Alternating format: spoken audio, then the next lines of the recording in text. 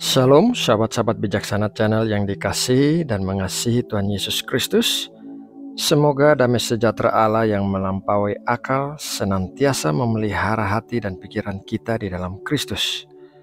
Saudaraku, mari kita berdoa sebagai awal saat teduh kita. Allah Bapa yang ada di surga, malam ini kami datang dengan hati yang bersyukur atas segala kebaikan-Mu di sepanjang hari ini.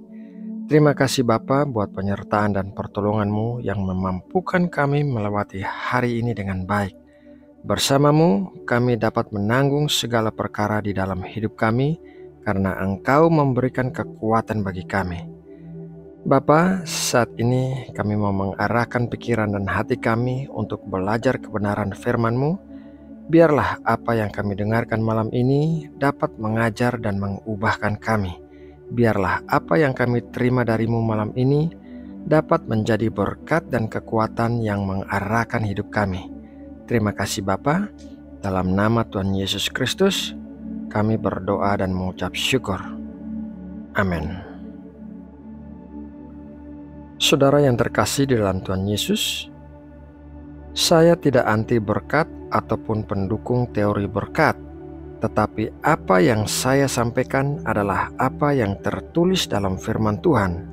Dan memang merupakan kenyataan bahwa firman Tuhan banyak berbicara tentang berkat. Bukan hanya berkat jasmani, melainkan sangat banyak jenis berkat rohani.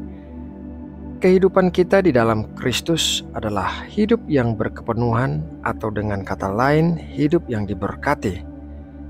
Di dalam khotbahnya di atas bukit, Tuhan Yesus menyampaikan 8 ucapan berbahagia.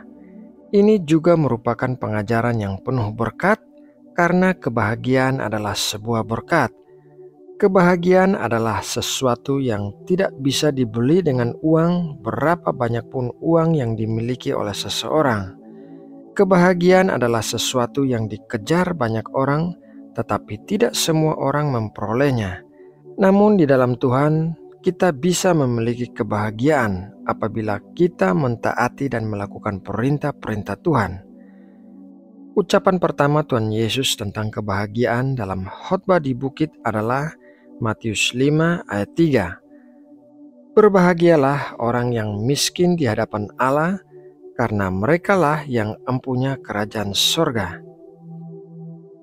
Ucapan pertama ini adalah langkah pertama menuju berkat, yaitu miskin di hadapan Allah.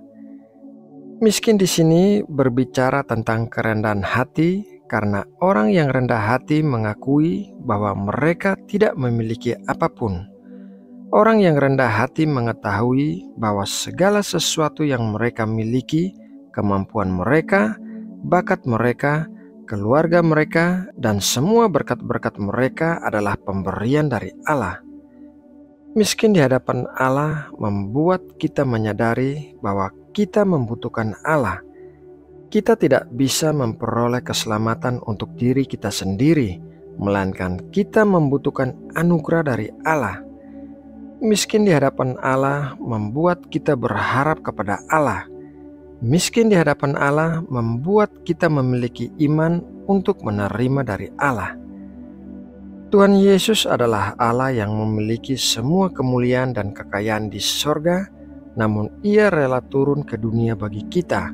Ia rela menjadi miskin bagi kita, dan bukan hanya itu, tetapi Allah dalam rupa manusia ini bahkan mau merendahkan dirinya untuk membasuh kaki murid-muridnya, sementara murid-muridnya tidak mau merendahkan diri untuk melayani satu sama lain, dan malahan sibuk meributkan siapa yang akan duduk di sebelah kiri dan kanan Tuhan Yesus di sorga. Inilah contoh kerendahan hati, yaitu miskin di hadapan Allah, sehingga orang-orang demikianlah yang empunya kerajaan sorga, seperti yang dikatakan oleh Tuhan Yesus dalam khotbah di bukit. Saudara yang terkasih di dalam Kristus, melalui renungan firman Tuhan malam ini, marilah kita menyadari bahwa kita semua adalah miskin di hadapan Allah. kita tidak layak atas semua yang kita terima di dalam hidup kita. Bahkan kita juga tidak layak menerima keselamatan yang ditukar dengan darah dan penderitaan Tuhan Yesus. Namun kasih Allah yang begitu besar bagi kita telah mengangkat kita menjadi keluarganya dan memberikan kita berkat-berkat yang berkelimpahan di sepanjang hidup kita. Nah, saudaraku, demikianlah renungan firman Tuhan untuk saat teduh malam ini.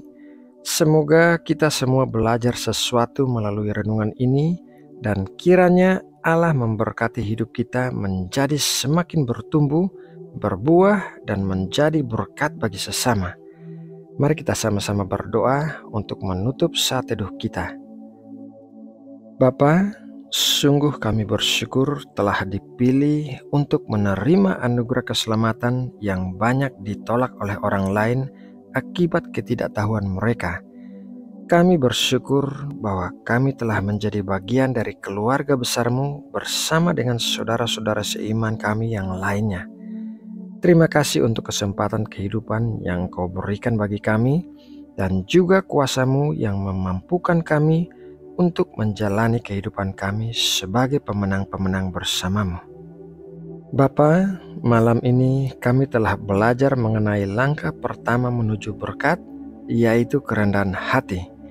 Ingatkanlah kami untuk selalu rendah hati di sepanjang hidup kami, dan ingatkanlah kami bahwa kami miskin di hadapan-Mu, dan apa yang kami miliki adalah apa yang Engkau berikan bagi kami, bukan karena kami pintar atau layak diberkati, melainkan karena Engkau mengasihi kami dan Engkau adalah Bapa kami. Bapa, kami mengingat saudara-saudara seiman kami yang sedang berada di garis depan dalam misi dan pekabaran Injil. Kami berdoa agar Engkau senantiasa memelihara kehidupan mereka dan keluarga mereka, serta mencukupkan semua yang mereka butuhkan. Berkatilah mereka dengan karunia-karunia rohani yang akan memperlengkapi mereka dalam pelayanan mereka bagi kemuliaan nama-Mu. Lindungilah mereka saat mereka mengabarkan Injil dan jauhkanlah mereka dari segala sesuatu yang jahat. Engkaulah gunung batu, perisai, dan tembok keselamatan yang menjadi sumber pengharapan dan pertolongan mereka. Terima kasih Bapa buat penyertaan-Mu bagi saudara-saudara kami dalam misi dan pekabaran Injil. Kami juga berdoa bagi saudara-saudara kami yang saat ini sedang sakit. Kami memohon tangan kesembuhan-Mu menjamah dan menyembuhkan setiap orang dari penyakit apapun yang sedang dideritanya. Bukan hanya penyembuhan penyakit fisik, tetapi kiranya Engkau juga menyembuhkan setiap hati yang terluka dan menderita. Kiranya Engkau memberikan penghiburan dan kekuatan bagi yang membutuhkannya. Kami berdoa bagi masalah keluarga yang sedang dihadapi saudara-saudara kami. Menjelang hari Natal ini, kiranya Engkau menjamah dan melembutkan hati setiap orang, memulihkan setiap hubungan anggota keluarga, memberikan kasih dan pengampunan yang melimpah dalam diri setiap orang. Terima kasih Bapa buat setiap keluarga yang dipulihkan. Kami juga mendoakan bangsa Indonesia dengan penuh kasih.